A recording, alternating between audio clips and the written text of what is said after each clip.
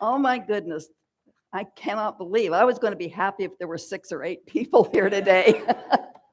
So either you're all gluttons for punishment or you're just a great curiosity about the harp. So I hope I answer all your questions today, probably give you way more information than you ever wanted to know. Um, but it is a fabulous instrument. There is a mystique about it. So we are going to have a whole seminar today, and you are going to walk out of here being experts. Now, they always say speakers should know their audience. So is there anybody in this room who has ever played a harp? Oh, good. I can tell lies. Okay. Quincy, let's hear the first song.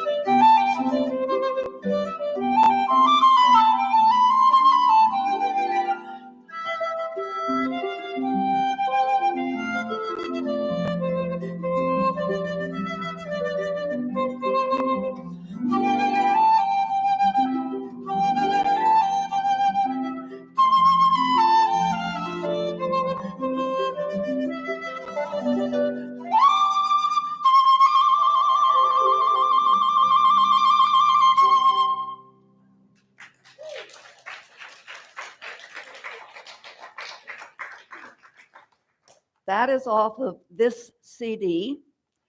The flutist is my daughter-in-law, Carolyn, and she and I, over the years, played many, many jobs together, and we always enjoyed playing together.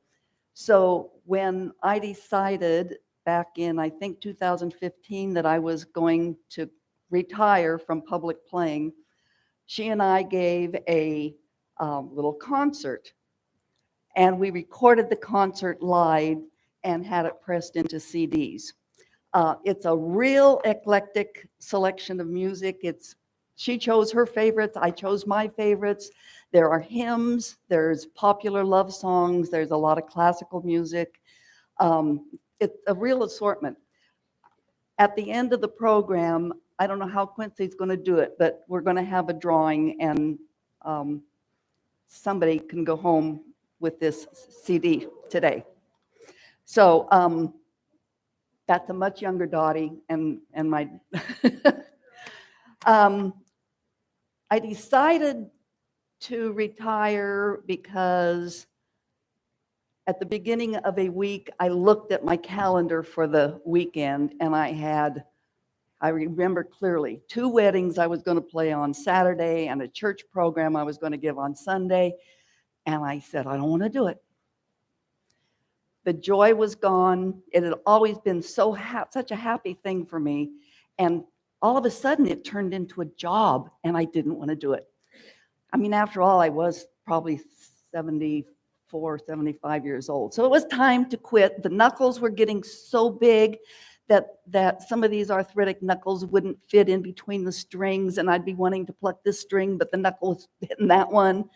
And it was just time. So we gave this concert, we pressed the CD, and I hung it up. But I could not part with my harp. It was such a part of me that it sat in my living room unplayed for years until we moved in here, and then I knew there was no point in bringing it over here. I could have fit it in my apartment, yes, but harps are made to be played and enjoyed, and mine was sitting there making scenery, and that's not what they're made for. So I sold my harp to Ellie Choate. Some of you old-time Fresno people will know the name Ellie Choate. She grew up in Fresno. She's quite a bit younger than I am. So I called her and told her I wanted to sell my harp. Please put out the word in the Los Angeles area. She never did. She didn't put out the word that I wanted to sell my harp at all. And I called her and I said, Ellie, is nobody interested in buying my beautiful harp? She says, I want to buy it. I'm not going to spread the word. So I said, I'll send you a picture of it. She says, you do not need to send me a picture of your harp. She says, I have been in love with your harp since I was 16 years old. So that is Ellie, and that is my harp. It was a very, very special harp. It was made in 1924. So this year, it's 100 years old. It was 50 years old when I got it. And I'll try to point out a little bit, oh dear, why it's so special. First of all, it's a gilded harp. So it's a gold column. So the base at the bottom, and then the column and the crown at the top, that is gold. That is 24 karat gold gilding. When this harp was made in 1924, I think, I researched it once, I think there were 86 made. So it's very, very rare. Is there any way, Quincy, of getting that top part any clearer? Probably not. Okay, just above Ellie's hand on the column, there are carvings. I don't know if you can pick them out, but there are carvings up there. This harp had 5 angels going around the circle up there. Each angel is playing a different instrument. The farthest one over here is playing a long, like trumpet type harp, horn. The next one is playing like a lyre. There's one that's playing a stringed instrument, but there are 5 angels. Only harp that this company ever made that had these carvings on it. Most of the others just have like little floral designs. This harp also, the neck swoops up this way. Okay, from where I'm standing to where it swoops down, yes, those pegs were ivory. They are not here. They've been replaced with metal, but they were ivory. It is the only harp I have ever seen anywhere that had ivory pegs. And it lost its ivory pegs because in 1999, I think it was, my harp was dropped in a church parking lot.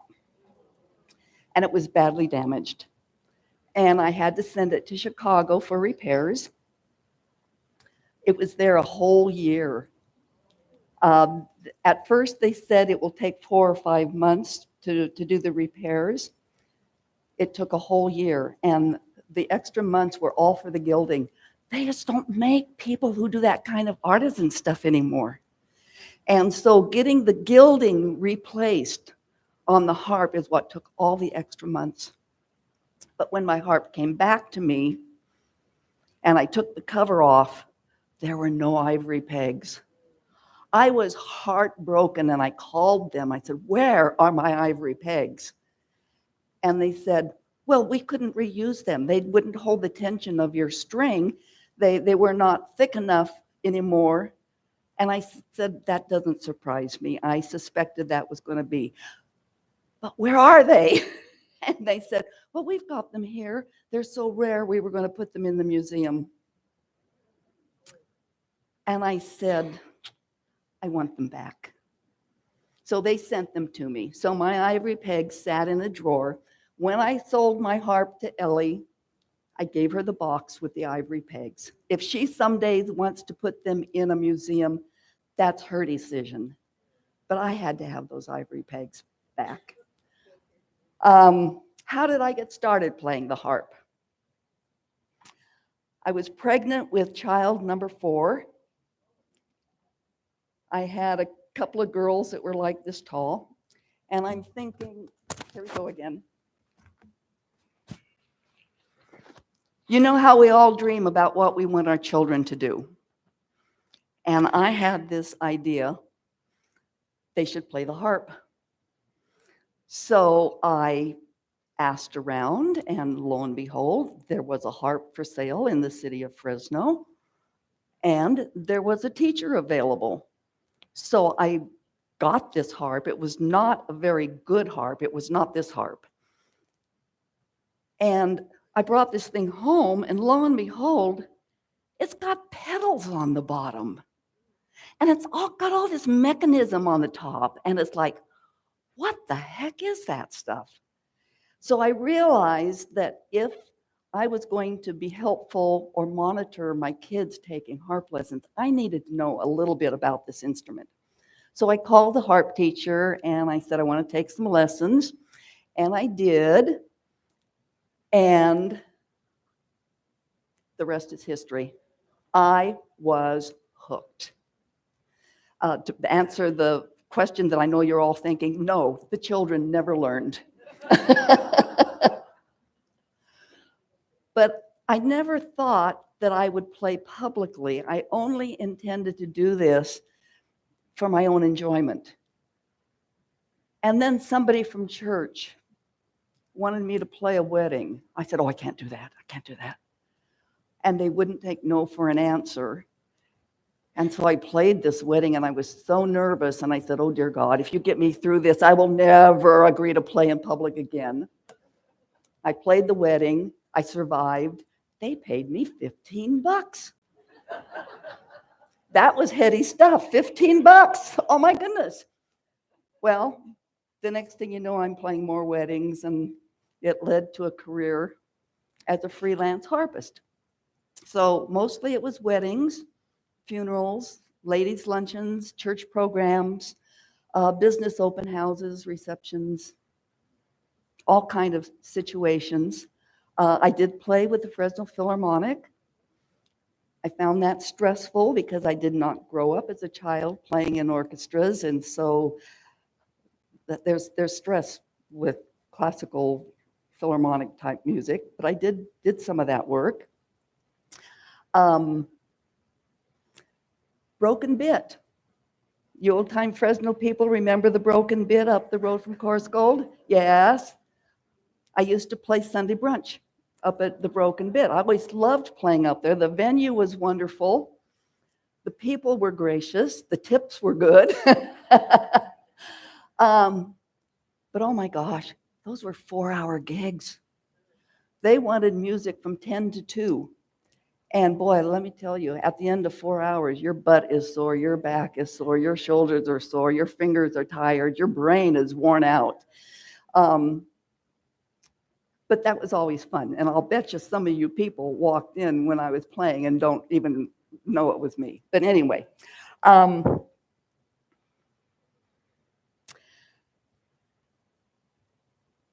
there are a lot of harpists in Sacramento, Bay Area, Los Angeles. There were only ever 2 or 3 of us that were active in the Fresno area. So we would play all the way from Bakersfield to Modesto, from the coast to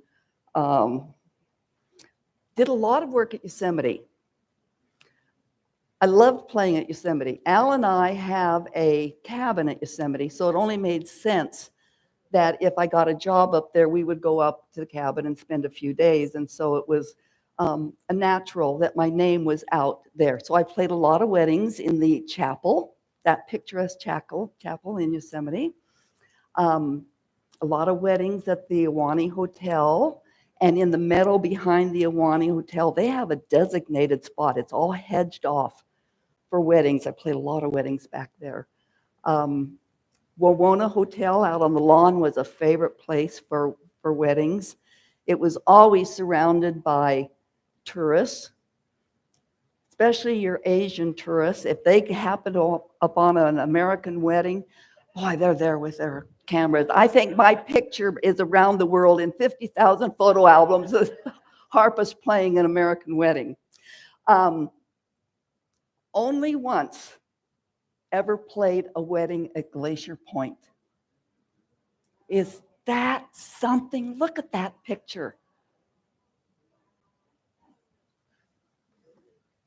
That is not a posed picture.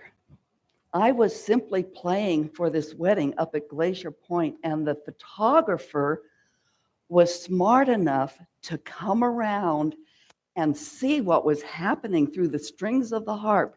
Is that incredible? I always say, I don't care who the harpist is. That's a spectacular picture. The way the harp and the way Half Dome mimic each other. So that was a really fun wedding to play, and the only one I ever did at Glacier Point. And I think Al was at this wedding with me. He didn't usually follow me around to my jobs, but as I remember, this was in May, and it can still snow up there, and it did. We barely got the harp covered and out of there, and the snow was coming down. Okay, I've talked enough. I think it's time to hear another song.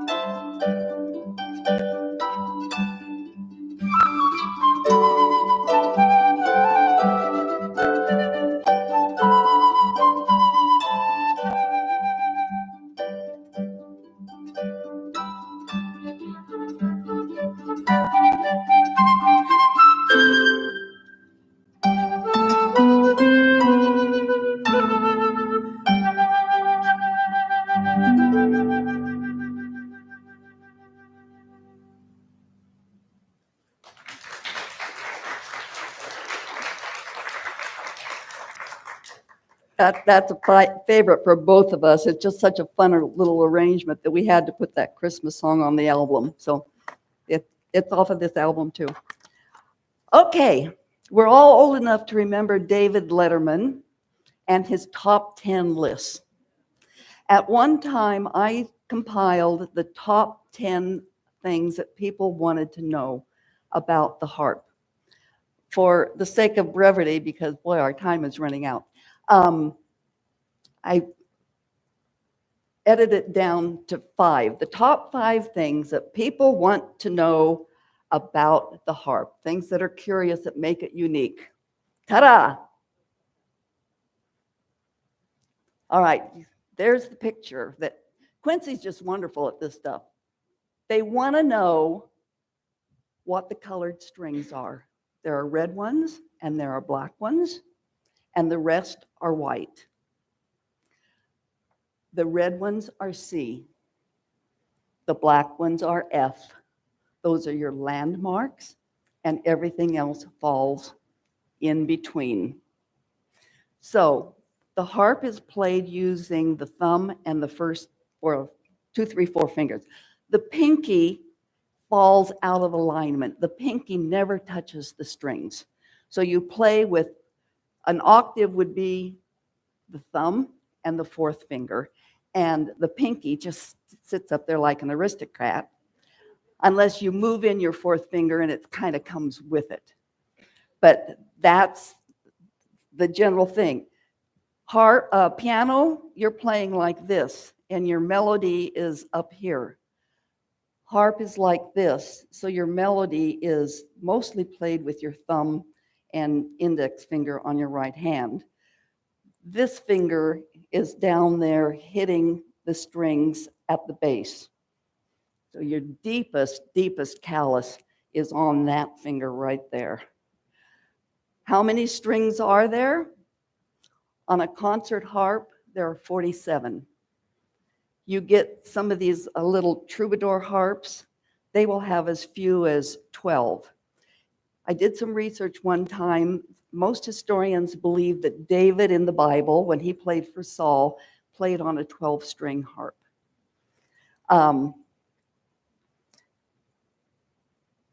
The strings are made of, today they're mostly made of nylon. When I started playing, they were mostly made of natural gut. The longest bass ones, the last octave on the harp is wire. But the rest of them, today's nylon strings have a really wonderful sound. So most of them are today nylon. They cost about, when I quit playing, and remember now, this is almost 10 years ago when I quit playing, the top strings were about $5, $6, $7 a piece. The longer strings were like 16, 17, and the bass, I don't even remember. But you add that all up, 47 strings, you've got a good investment in the cost of your strings. Those strings are replaced, probably all get replaced at least once a year. I think serious concert touring harpists probably replace all their strings at least twice a year. You replace them yourself. Every harpist in her bag has a full set of strings. So along with your music and everything else that you're carrying, you are carrying a full set of strings. In case the string breaks while you're playing, you replace it. But of course, you try not to let a string break while you're playing. You constantly inspect them. If they're starting to wear, you replace it. You can hear it go dead. When it's getting ready to break, it loses its vibrancy. It kind of goes dead, and then you replace your string. So that's the strings.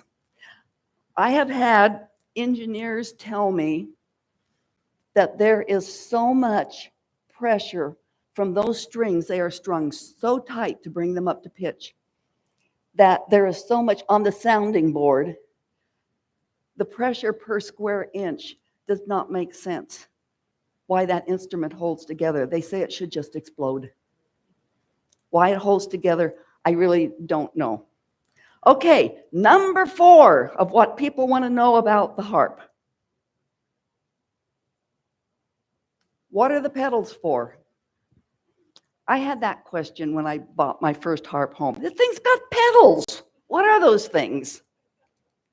You know what they are? Who knows what they are? They are not volume. Most people think they have something to do with volume. Volume is totally controlled with how hard you pluck the string. They are the sharps and flats. The strings are only the white notes of the piano. How many notes on a piano? 88. And I just told you there are 47 strings, and yet the two instruments cover the same range of music. How could that be? Because this has got no black notes. You count all the black notes on the piano. So I think that's a pretty good picture there. There are 3 notches. There's 7 pedals, one for each note of the scale. And each pedal has 3 notches. These pedals are all in the top notch, so they are all in the flat position. If you press down into the center position, if they're all in the natural position. You go down to the bottom notch, that's the sharp. There are 3 pedals on this side and 4 pedals on the other side. So the left foot controls 3 pedals, the right foot controls 4 pedals.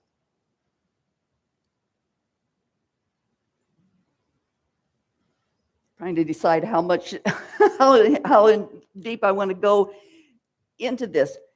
It is the pedals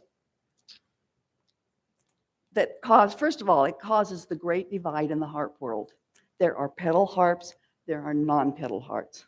There's black, there's white, there's male, there's female. There are pedal harps, there are non-pedal harps. Non-pedal harps are called folk harps, they're called troubadour harps, they're called lever harps, they're called Celtic harps, Irish harps, whatever you want to call them, they don't have pedals. So what do they have? They have only the white notes of the piano. If they want to play a sharp or a flat, at the top of the string, there's a little lever, which is why they're called lever harps. And the harpist has to then put that lever for that string into either the flat position or the sharp position. They have to do each one separately. So a non-pedal harp is really limited to what they can play. They're very, very good non-pedal harpists, but their music is limited to how many accidentals they can control. The glissandos that make the harp unique are only playable on a pedal harp. It is the pedals that make them possible. Do you want to hear about this? Okay. You pianists, and I know there are a lot of you out there. What is a B sharp? A B sharp. No, I'm sorry. Yes, a B sharp is a C natural, right? When I move my B pedal, which happens to be from where you're looking, 1, 2, 3, that's the B. Yes, that's B. C is next to it. D is this way. Okay, the other 4 are on the other. When I move the B pedal, every B string on the harp moves. It's not just one. It's every B. So I cannot play a B natural and a B flat at the same time. I can only play a B natural or a B flat because when I put my B pedal into that position, every B string on the harp is in that. Okay? An F flat is what note on the piano? E. So if I put my F pedal into the flat position, I've got 2 E's on my scale. My B is in the sharp position. I've got 2 C's on my scale. I have no B, I have no F.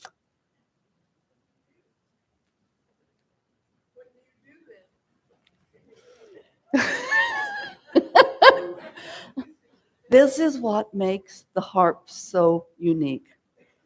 So, I don't think I can do this. So if I'm just going, if all my pedals are in the middle position, I am in the key of C natural. All the keys are in just plain da da da da da da da da da. But if I manipulate my pedals as I've just described, I am recreating, I'm putting 2 C's in my scale, I'm eliminating the B, I'm taking the F out, I'm putting 2 C's in. Now your scale sounds totally different. And if I run my fingers up quickly, that's how you get those glissandos. The only instrument that can do that. It's what makes it both harder to play than a piano and easier to play than a piano.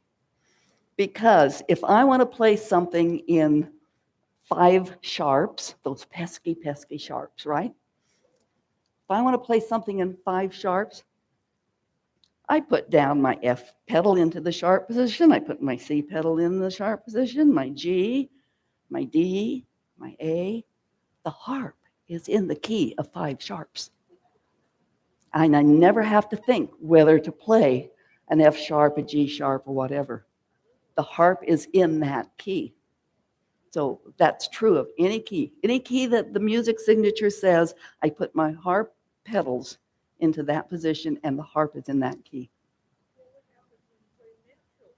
You have to move. That's what makes the harp harder than most instruments. You have to anticipate moving a pedal. Every time you have an accidental lip, you have to move your pedal. Then you have to remember what key you're originally playing in and get that pedal back where you were. Okay.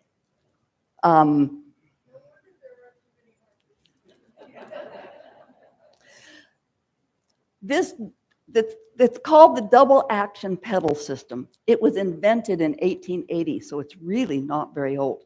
Before that, there were many, many things that were tried on how to get sharps and flats onto a harp. One of the things that they tried was called the triple strung harp.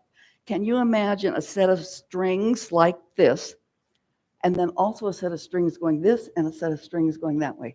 3 sets of strings, so that one of those sets of strings was the sharps, one was the flats, and one was an. Can you imagine the tension on the sounding board with a triple strung harp? I've seen one once. It's a nightmare. Okay, I'm taking way too much time. You're such a wonderful audience. Number 3. You would be surprised how often I was asked this question. And so I knew you needed to know. So put up that chicken scratching. Basic harp music looks exactly like piano music. Double staff, treble clef, bass clef looks just like piano music. But then there's all this chicken scratching. So a composer or an arranger, if they want a glissando, they will write these lines.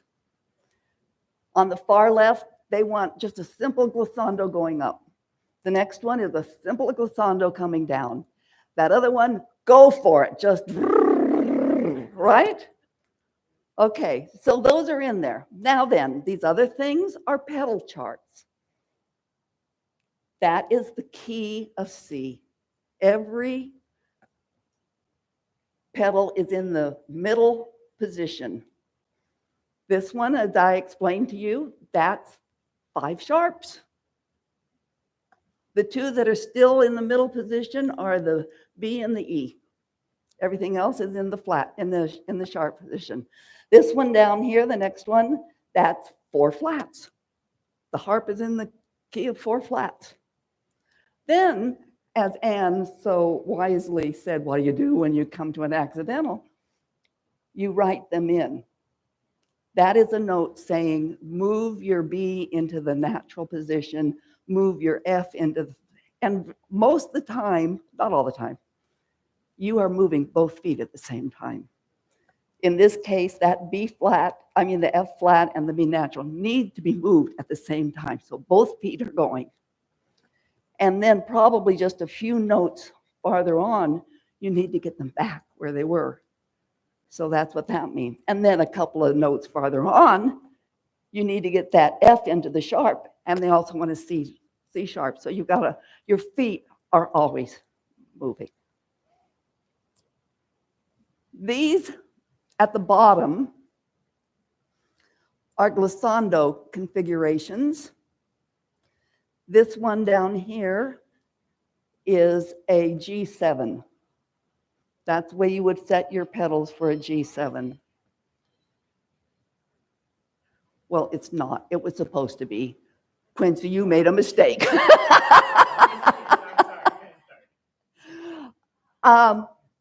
The middle one is a C major glissando, and a G7 going to a C major is an extremely common combination. So you can see how many pedals have to be moved.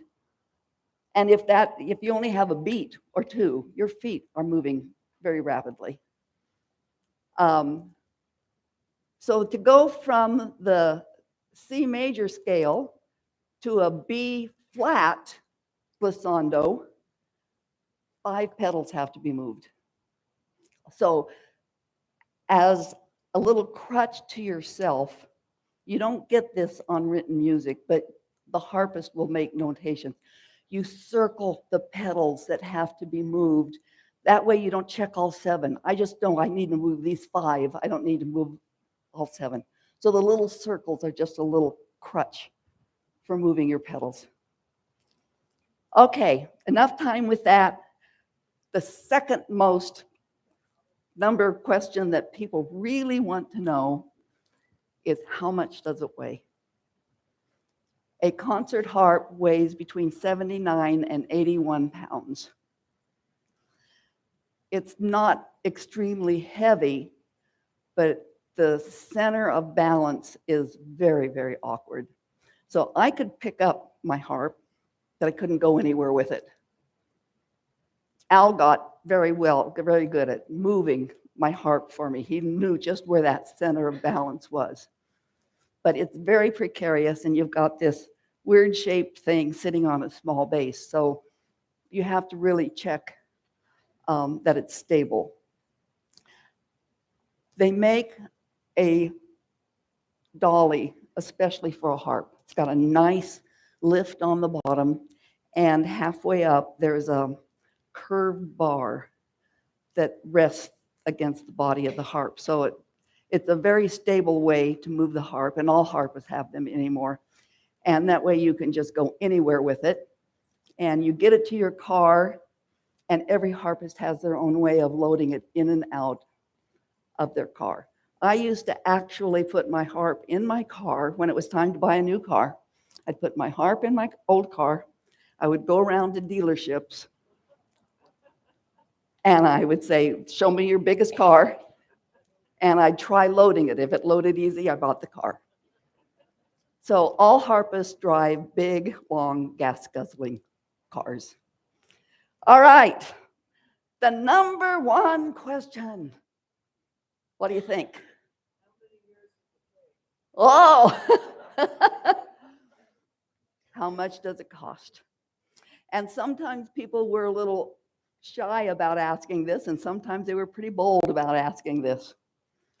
You can buy a small troubadour harp with just, say, 12 or 15 or 18 strings for a couple $100. You can also buy a non-pedal harp that will cost you quite a few thousands of dollars. But I said there's this great divide between pedal and non-pedal harps because a full harp has to have pedals to do what it needs to do. I don't know what they cost. They are so expensive that I've been online trying to get costs on a new harp. They don't even print them. I will tell you this. I carried insurance on my harp, carried a rider on my policy, and I always kept it up to date of what replacement cost would be for my harp. If it were destroyed and I had to replace it, what would it cost me? The last insurance assessment that I had was $63,000. I don't know what it is today. But I'm not even sure you can get a gilded harp anymore. I've been online looking and looking, and I don't even see them. So I think the artisans are just not there to do the gilding. But anyway, it's affordable if you're happy with a smaller harp and a non-pedal harp, obviously. But even a pedal harp, they make what they call a student size. It doesn't have the full 47 strings. It's a little smaller. The picture with Ellie and me and the harp, can you go back to that?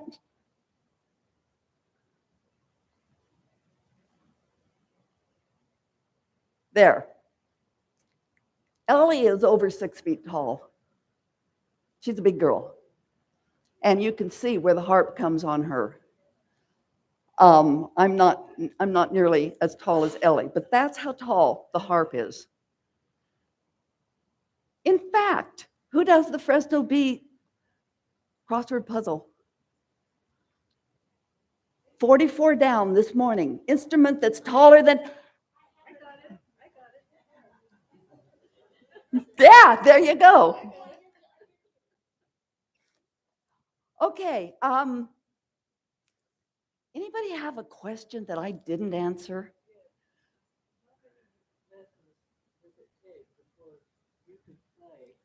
It took me a long, long time.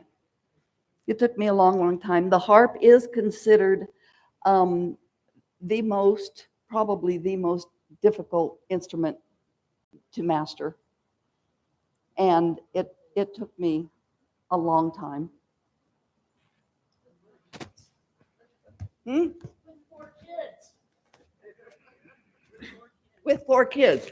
With 4 kids, I would play for 10 minutes at a time, and then I'd go wipe sticky fingers and change dirty diapers. And so, yes, it took a long, long time. It really took until the youngest one was out of kindergarten and in school full days, where I could really sit down and practice for any length of time. And of course, those calluses then build up. So when I sold my harp, it's like, what am I going to do with this music library? So I gave all of my music to Ellie. So I have no music, I have no harp, I have no calluses. I am a washed up harpist. If you were to play your harp like in a parlor type situation in a smaller room, are there certain instruments that would be compatible to play like in a duet or a trio or something like that? Well, flute and harp is one of the most favorite combinations, which is why it was so nice to have Carolyn. She and I did lots of jobs together, and she was a fabulous flutist, as you can tell.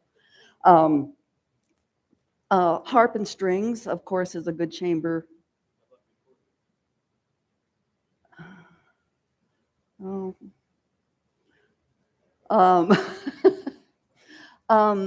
I did some with piano, I did some with organ, but I did the most with flute, and the flute being so portable, that also makes it great.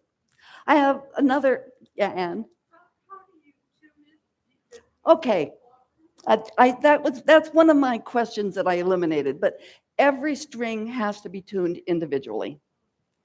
There is no shortcut for tuning a harp. There's not like one thing that will tune all the bees. You tune every single string individually, and you tune them every time the temperature in the room changes, every time you move it, anytime anybody walks past it. It doesn't matter. It's extremely temperamental. It does not hold its pitch. And you are tuning it constantly. And there's an old saying that says a harpist spends 90% of her time tuning and 10% playing. And that's an exaggeration, but there's some truth to it.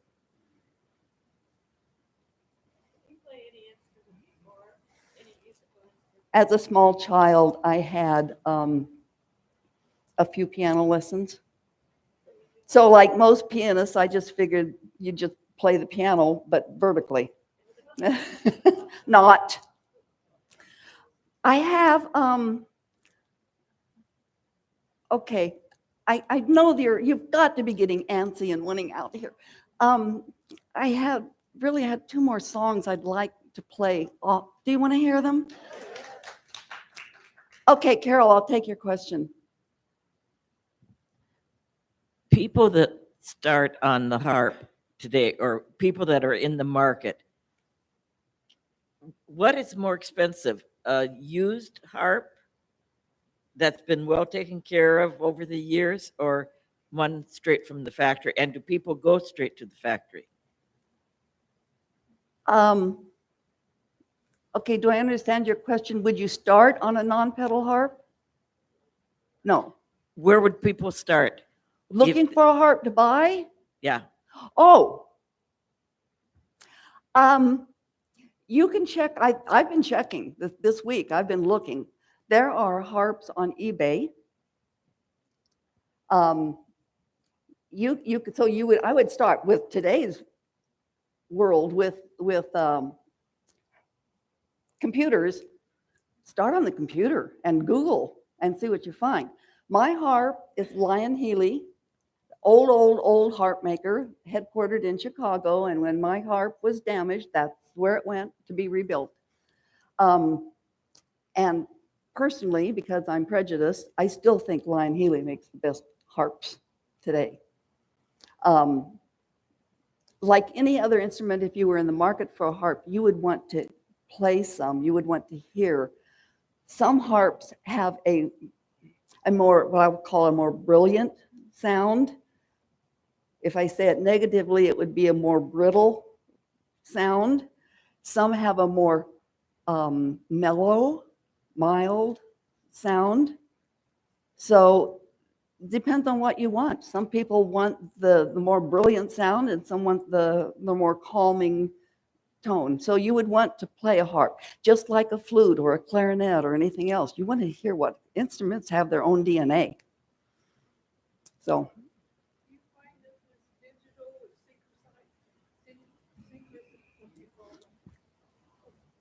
the digital things that they do now are putting harpists out of business?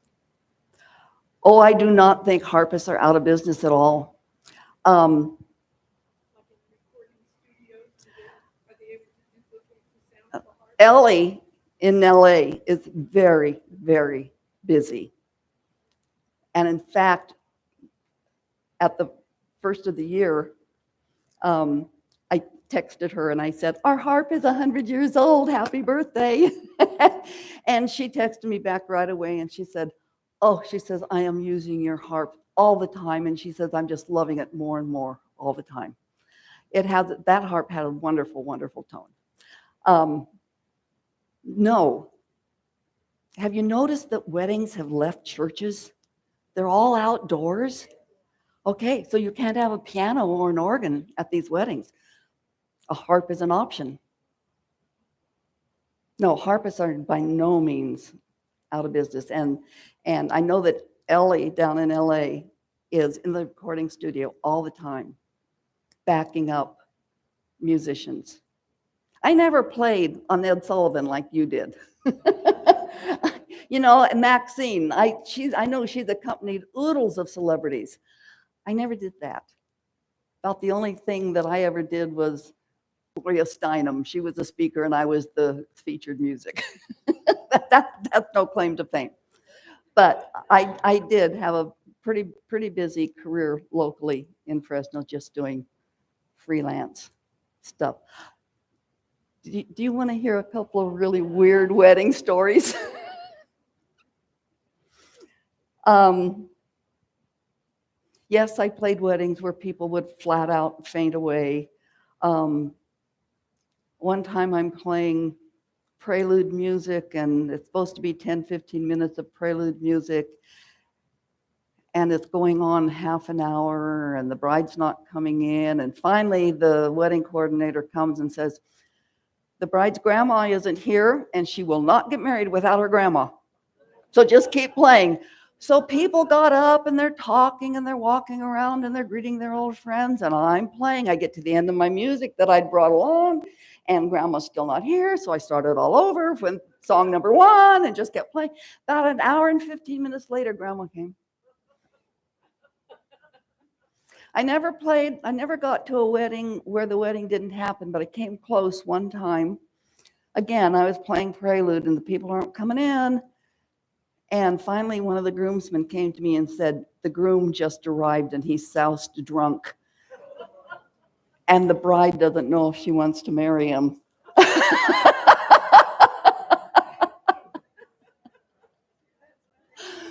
So he said, just keep playing and we'll wait and see what she does.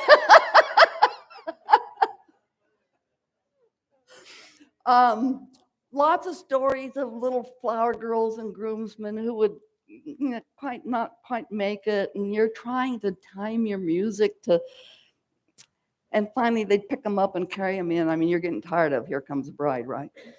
I have to tell you my favorite one. Well, I have 2 favorite ones. I had this one bride came for her wedding consultation to pick her music, and the wedding was going to be at downtown here at the Armenian Orthodox Church, the one across the street from Selland Arena. So she said it's going to be a full Armenian Orthodox wedding mass, and there will be all these prayers of petition and prayers of blessing and whatnot, and you need to play these little pieces of music after each thing. She said, this is what they'll say, and then you play these 8 measures of music. Okay, I can do that. I get there, the whole service is in the Armenian language. And I didn't understand a thing they were saying. And so I missed a couple of the responses, and then I think it was a family member sitting close to the front who realized what was going on, and he came and stood by me and he said, now play that.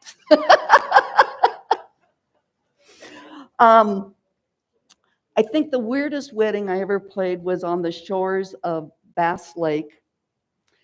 And the bride had told me when she came to select her music that this was her fairy tale wedding, her happily ever after. And she wanted fairy music. She wanted to walk into Sugar Plum Fairy, which I really tried to accommodate, but I could not find the music for it. So I think we settled on I'm Forever Blowing Bubbles.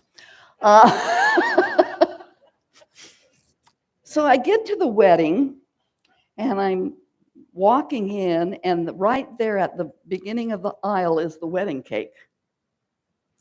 And I don't know who she got to make the wedding cake, but it's a castle. It was gorgeous, but the wedding cake was in the shape of a castle. And then there were these banners saying, and they lived happily ever after. Those went down the aisle. And every chair had a little bottle of bubbles, children's bubbles. So as the wedding party walked in, everybody's blowing bubbles, and there's bubbles all over which is good. I'm forever blowing bubbles. The bridesmaids walked in these frilly pink dresses, and I kid you not, great big gossamer wings sewn onto the back of their wedding dresses. I mean, their bridesmaids' dresses. And I'm sitting there playing, and I'm trying to hold it in. And then we switched to the bride. She's about this tall, and she's chunky. She has white wings on her wedding dress. And at that point, I just burst out laughing. I could not. Let me tell you, that was, but that's not the end of the story. A couple days later, I run into a friend of mine, Mark, who works in construction. Happened to run into him. He said, "How was your weekend?" I said, "Let me tell you about this wedding I played." Fairy tale wedding, and they all had wings. And he said, "No." He said, "I just came from a job where I talked to a carpenter." And I said, "How was your weekend?" And he said, "Oh, it was horrible. I was in this wedding."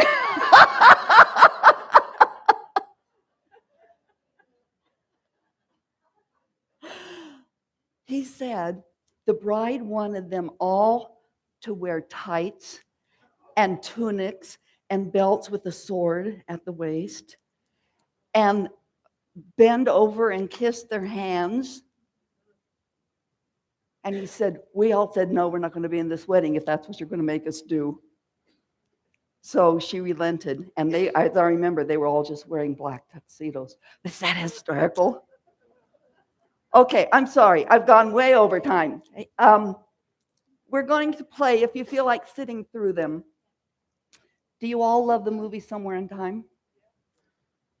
I think the best part about the movie Somewhere in Time is the music that just keeps looping through the whole movie. The theme Somewhere in Time, and then the 18th Variation by Rachmaninoff, which is the other song that just keeps looping through that movie. And if you feel like sitting through them, Quincy's going to play those two songs.